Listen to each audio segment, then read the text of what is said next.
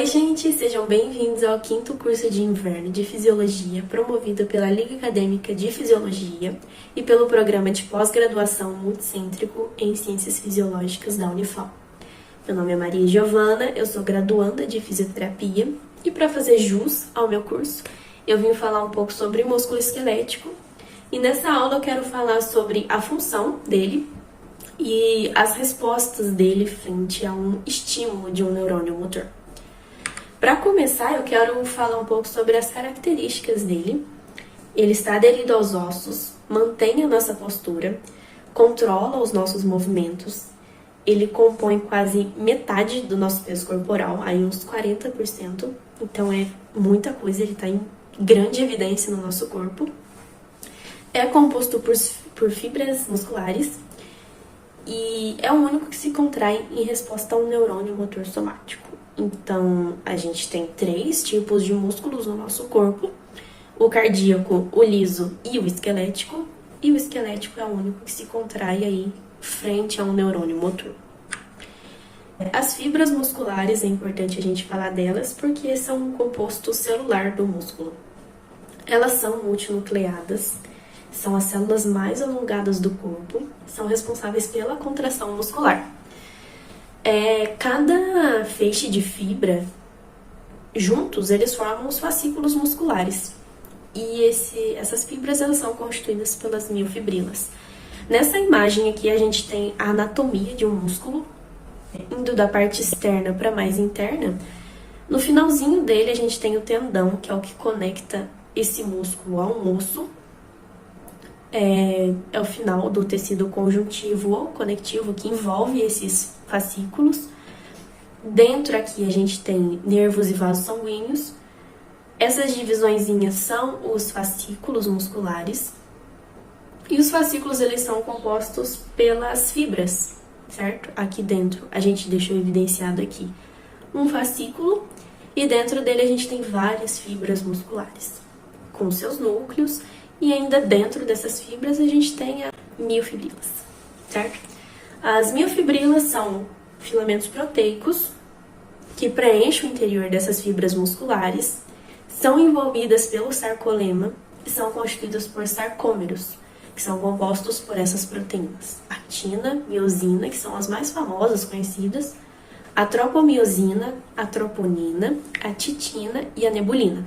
Nessa imagem aqui mostra um feixe de fibra, uma fibra muscular, e dentro dela a gente tem envolvido aqui o sarcolema. Essas invaginações que o sarcolema sofre são denominadas de túbulos T. Esses túbulos T dentro dessa fibra formam redes tubulares. Essas redes tubulares, elas se interagem com os retículos sarcoplasmáticos, aqui representado nesse azul. E o retículo sarcoplasmático, ele armazena grande quantidade de cálcio, que é muito importante para a nossa contração muscular acontecer.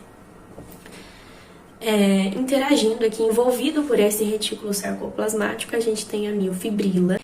E entre elas a gente tem as mitocôndrias, que também são muito importantes, elas que fornecem o ATP para a nossa contração. Essa miofibrila aqui, ela tem filamentos grossos e filamentos finos. Agora, tratando um pouco da organização do sarcômero, cada vez a gente está entrando mais nessa estrutura, certo? Então, a gente saiu lá do tendão, do final do tecido conjuntivo, e agora a gente está entrando já na miofibrila, na organização desse sarcômero que compõe a miofibrila. O sarcômero, ele é organizado em zonas, bandas, linhas. Então, não é difícil de entender, mas é uma coisa que você tem que relacionar a região com uma imagem. Aqui eu deixei escrito que cada zona e banda, o que elas são, o que elas compõem, o que compõe elas. E aqui eu vou explicar já na imagem para ficar mais didático, mais fácil. Começando com a banda A, que é esse pedacinho aqui. A banda A é onde os filamentos finos e grossos se sobrepõem. É uma região muito importante para a contração muscular acontecer. Então, aqui em laranja, ou vermelho, a gente tem os filamentos finos de actina. E em roxo, a gente tem os filamentos grossos, que seria a miosina. Na banda A, ela se sobrepõe. Aqui dá pra ver certinho ela sobreposta, certo? Embaixo aqui é a mesma coisa, ela se sobrepõe aqui e aqui. A banda I é uma região onde só tem filamentos finos. Então a banda I começa aqui, certo? E termina aqui, onde só tem os filamentos finos. E os discos Z, que eu tenho tanto desse lado como do outro, eles são uma região de fixação para esses filamentos finos. Não tem como eles ficarem soltos ali. Então, eu tenho a banda I, que é uma região onde eu só tenho esses filamentos finos, e entre essa banda I eu tenho o disco Z, que é onde eles se fixam. A mesma coisa eu tenho na zona H. A zona H, ela fica no meio aqui da banda A, e essa zona H, ela é composta pelos filamentos grossos de miosina. E para eles não ficarem soltos ali no sarcômero, eu preciso de um lugar para eles se fixarem.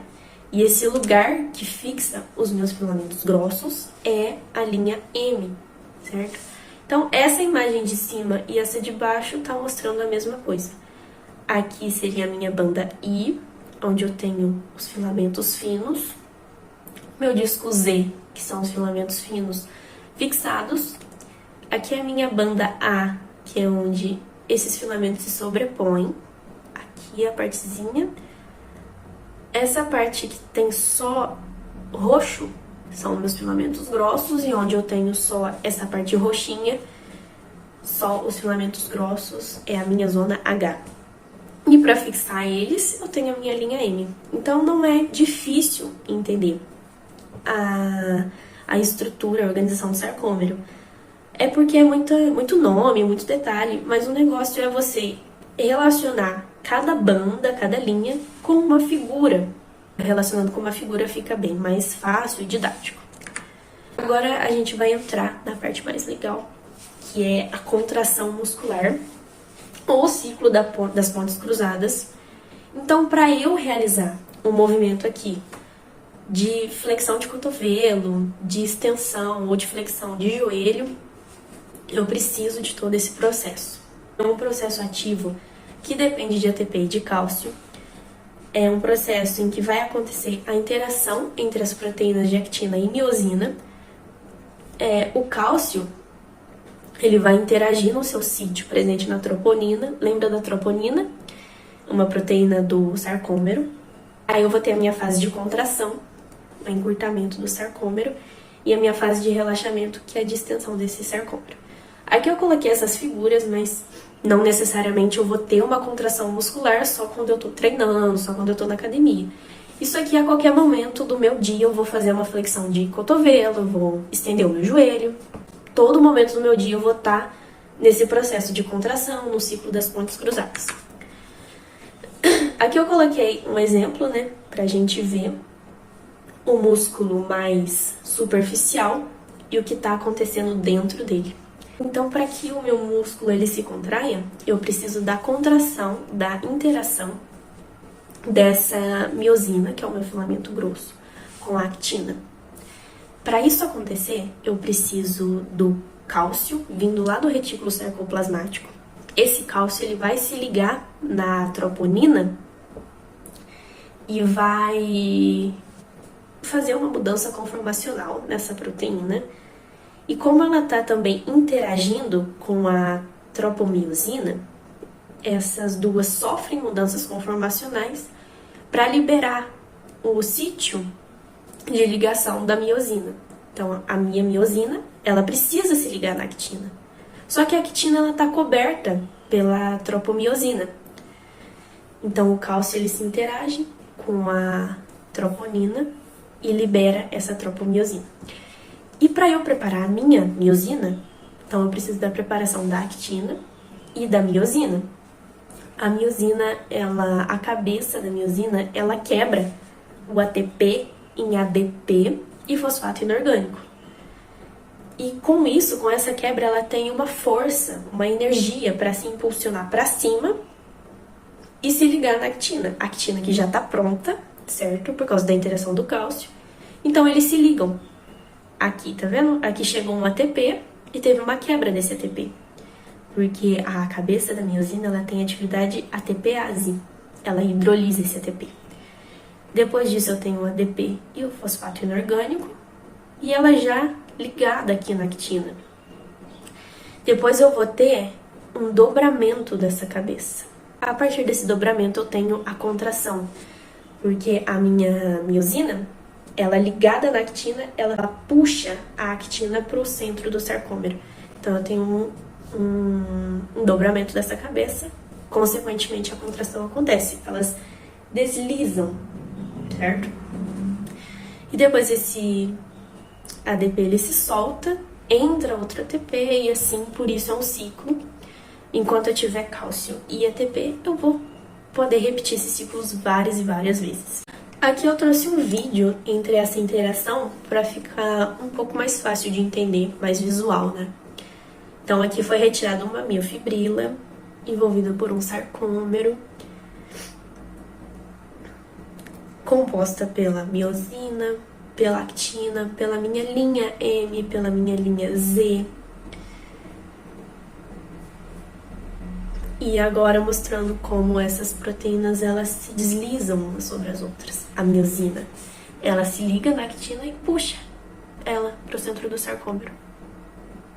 Aí aqui envolve ATP, que é quebrado e impulsiona, dá força para essa cabeça da miosina se ligar na actina. E esse ciclo se repete. Falando um pouco agora sobre a liberação desse cálcio, eu tenho o processo que chama acoplamento, excitação, contração. Para esse processo acontecer, eu preciso de elementos. Esses elementos são o neurônio motor, a acetilcolina, que é a mensagem que vem por esse neurônio, as junções neuromusculares, que é lá onde acontecem a sinapse química, que é por onde essa acetilcolina ela vai entrar no músculo. Eu preciso dos meus canais dependentes de voltagem. Eu preciso dos meus receptores de dihidropiridina e de rianodina. Depois disso, eu vou ter a liberação do cálcio para o citoplasma e vou ter a interação desse cálcio com a troponina e, consequentemente, a liberação da tropomiosina. No final desse processo eu tenho uma parada no estímulo nervoso, então essa acetilcolina ela para de chegar e eu tenho uma recaptura do cálcio. Eu trouxe uma imagem para tentar explicar melhor, ficar mais visual. Aqui é o meu terminal axônico, então o meu neurônio motor ele termina aqui. Dentro dessas vesículas eu tenho a minha acetilcolina, que é a minha mensagem, certo? A minha mensagem de contração muscular, ela tá dentro dessas vesículas. Essa mensagem, ela é liberada na minha membrana muscular e despolariza essa membrana e libera potenciais de ação para o túbulo T. O túbulo T, ele tem o receptor de dihidropiridina, que é o DHP, que está fisicamente ligado ao de rianodina, lá no retículo sarcoplasmático. O DHP, então, devido ao potencial de ação, ele sofre mudanças conformacionais. Como ele está ligado ao dihrianodina, ele também muda o dihrianodina. Então, esse receptor de rianodina, ele abre os portões do retículo sarcoplasmático para esse cálcio sair. E como o cálcio ele está em maior concentração no retículo, ele vai para o de menor concentração, que é no meu citoplasma.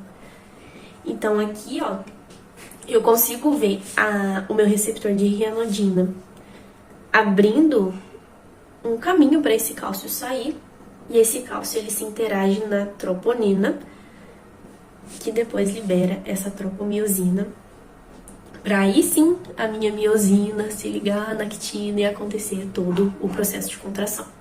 Para finalizar, eu trouxe mais um vídeo agora sobre os íons cálcio para a gente tentar entender melhor esse processo. Então aqui eu tenho o meu terminal axônico com a minha junção neuromuscular, as minhas vesículas com acetilcolina sendo liberadas nessa membrana da fibra muscular, onde é disparado um potencial de ação para o túbulo T, e esse túbulo T, ele passa, né, esse potencial de ação, ele passa pelos receptores, tanto de DHP quanto de rianodina, para a liberação desse cálcio. O cálcio é liberado, ele interage no seu sítio da troponina e a troponina libera essa tropomiosina para acontecer aqui a interação entre os dois filamentos finos e grossos, actina e miosina. E é assim que acontece a nossa contração aqui, mostrando uma fibra com seus núcleos, com os terminais axônicos e sua junção neuromuscular, e ele contraindo. Então a contração nada mais é que o deslizamento do filamento fino sobre o grosso, em direção ao centro do sarcômero. Aqui são as minhas referências, eu peguei tudo do Silverton e o link dos 2 vídeos. Muito obrigada por terem assistido a aula, eu espero que tenha ficado um pouco mais claro. É tudo muito complexo, porque envolve muitos processos, proteínas, cálcio, ATP, de onde eles vêm, mas vendo com paciência, devagar, a gente consegue entender. Muito obrigada mais uma vez e bons estudos!